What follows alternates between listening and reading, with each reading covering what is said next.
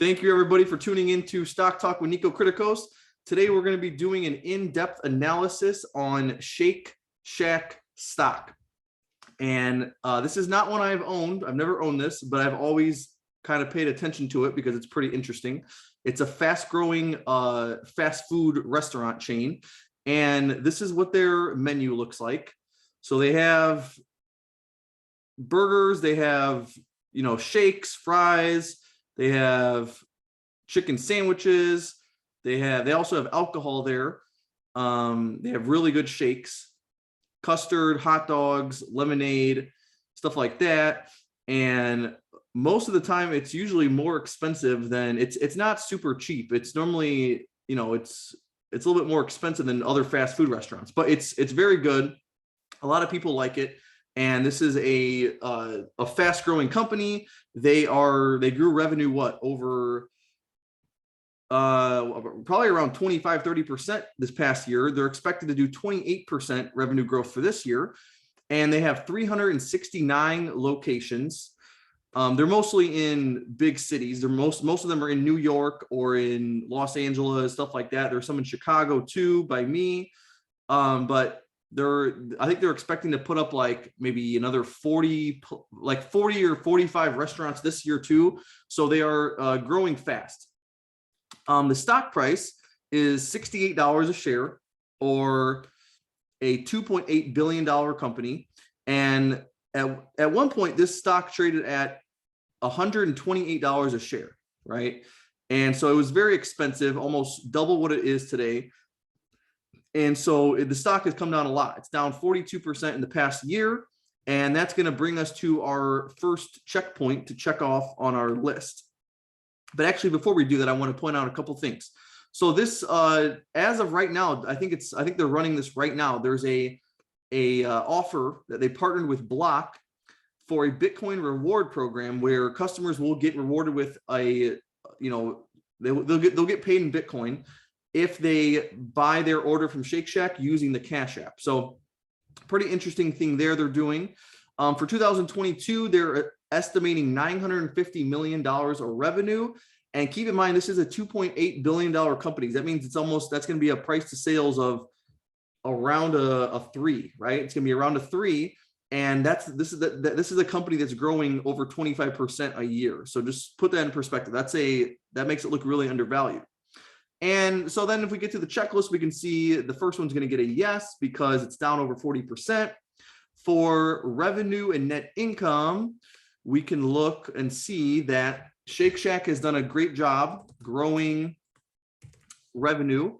Not so much for net income. They specifically said for this past year, of course, because of COVID, of course, they had problems due to COVID in 2020, but also in 2021, they also did not report a profit because of inflation problems. There were supply chain issues. They still said for the next couple of months there's probably still going to be those same supply chain and inflation issues that's raising the prices of things. So that's why they're not reporting a profit. But they have reported a profit in past years. However, they did set a record amount of revenue, $740 million for 2021. And then, like how I said, for this year, they're estimating $950 million for revenue. So things look good there, but net income's going to get a no. As far as these main valuation metrics, we have a price to sales of 3 for this year, 28% growth. That's phenomenal. That's very undervalued. And then we have a price to earnings of 417. That does not look too good. You have to remember, this is, once again, if they're not going to report a profit, of course, that PE is not going to look too good. But for 2023, they're expected to do 29 cents of EPS. So they will be profitable, not this year, but next year. That's good. But yeah, that PE definitely looks high. Next up, is the company innovative? Do they have a moat? Yes, they do. It's a fast food restaurant, but they are rated as one of the highest quality ingredient restaurants. So I think that the ones at the top of the list are like Shake Shack, Panera, Chipotle.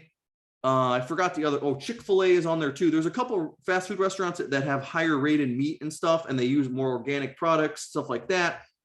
So that's definitely going to set them apart from their competitors like a McDonald's or something else like a Culver's maybe. And then they also serve alcohol at their thing. And so they also have a unique setting for their dine-in experience with the way things are set up.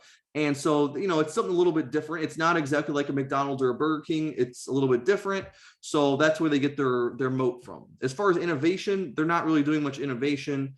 I guess, they partner with Block for the Bitcoin reward program. That's interesting. They just started doing drive-throughs. I want to say about three or 4 months ago, they set up their first drive-through. So they're just getting that going now, but that's about it. Is it a growing industry? Yes, of course. Restaurants, fast food, people eating, that's not going away. That's only going to get more and more popular, if anything. You could argue that people are going away from junkier foods. Maybe they're trying to live a more healthy lifestyle.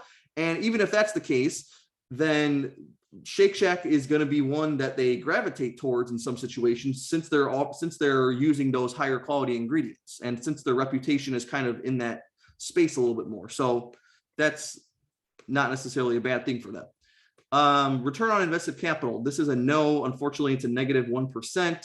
So that's going to get a no. Margins, no. Although they have a negative 1% profit margin, what is good here is their gross margin is 62%. That's pretty good. That's higher than most companies, I would say.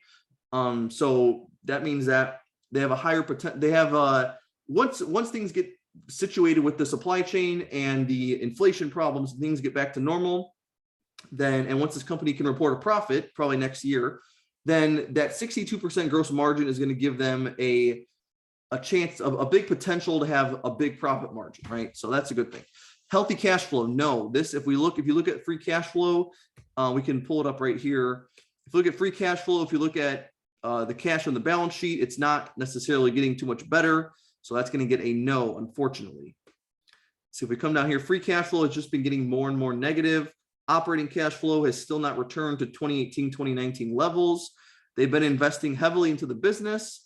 Maybe that has something to do with it. But end cash position has been getting a bit better. They have $300 million on the balance sheet now. So that's good. That's a positive, but not good enough for us. Then we have diverse revenue streams. I put yes. They have a diverse menu, right? They have different things you could order. And they also have different locations around the United States. So that's, that gives them a pretty diverse streams of revenue. Could be better, but we'll see what happens. Balance sheet looks good, more assets and liabilities. There is, I consider this a high equity to market cap. They have what? Let's see. At least I want to say it's 15%. So of the 15% of the valuation is how much they have in equity. So they have $435 million of equity. And this company is trading at a $2.8, $2.9 billion valuation. That's pretty high. That's about 15%. That's not bad. Equity is also increasing. That's going to get a yes. Strong share buyback, I put a no. I tried to find something, that I could give this a yes for, but unfortunately, the number of shares are up 1%. If we go and check right here, we can see, let's see, Shake Shack statistics. They're up 1% year over year. Not a huge deal. I wouldn't even really pay attention to that, but it is still in the wrong direction. If it was minus 1%, I'd give it a yes, but unfortunately it's not. Then are insiders interested? Yes. Last month we've had 5 buys from insiders and 3 sells. So that's a good sign. Insiders are buying. And finally, we have, how is the team over there? How are the executives? I put yes, I like them. I watch an interview with the CEO and I like, he seems smart and stuff. So I'm going to give him a yes. Of course, there's more you can look into this. You can go read about their backgrounds, watch more interviews, see the decisions they're making. But I think they've done a great job with, they're growing over 25% a year. And for a restaurant chain, that's hard to do. And I think they have a great menu. They have great food. People seem to really like the food. And so that's all. I can give credit to the management for all those things. So that overall, we're going to have a 1, 2, 3, 4, 5, 6, 7, 8, 9, 10, 11, 12. So we're 1 short of a buy. Unfortunately, this is a 12 out of 18, not going to be considered a buy, but we'll see what happens. Maybe if they come out with a better than expected quarter, or they can report a profit this year, things like that, then I'd be interested. Then this would be an interesting investment. But as of now, I'm not too interested in buying this, but definitely not a bad company. Good reputation. They're growing fast. The price of sales is cheap, but we want to see better margins, better cash flow, and more profitability. So that's about it. But thank you for watching, and I will see you guys in the next video. If there's any stocks you want me to do an analysis on, comment down below, let me know, and I will do a full in-depth analysis. So thank you for watching, and I will catch you in the next video.